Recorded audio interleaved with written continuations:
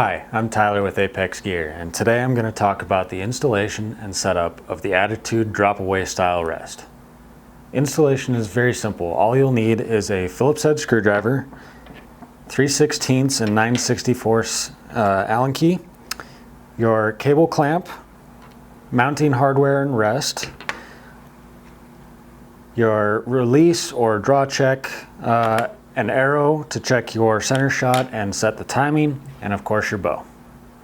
First step is to get the rest mounted up to your bow. In order to do this, you're going to match up the mounting slot on the bracket with the burger buttonhole on the back side of your riser.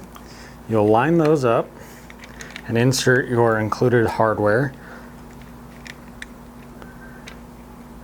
And then while keeping everything nice and straight on the back of the bow, what you'll do is you'll take your 3/16 Allen key and you will hand tighten this down.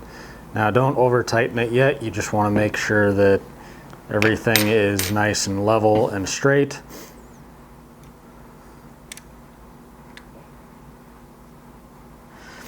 Now once you have this nice and tight, what you'll do is you'll come to the adjustments here on your rest.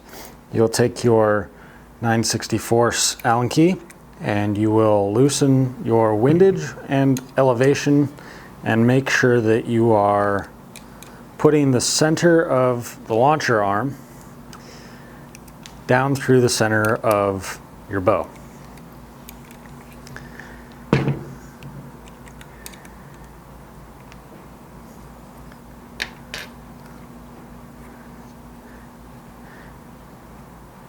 Once everything is centered, you'll make sure that everything is square and nice and tight. So all of your axes want to be nice and tight. All of your mounting hardware wants to be as tight as you can get by hand. Don't over tighten, you don't want to strip stuff out. From here, attaching the cable clamp along with the actuation cable for your rest to your downward traveling bus cable is as simple as lining up the slots in your cable clamp with both your cable and the actuation cable from the rest. Tighten this, but don't over tighten it. It wants to be able to move so that we can set your timing, but you want it to be really stiff to move. You don't want it to be so tight that you can't physically move that back and forth through the cable clamp. Then we're going to set your timing.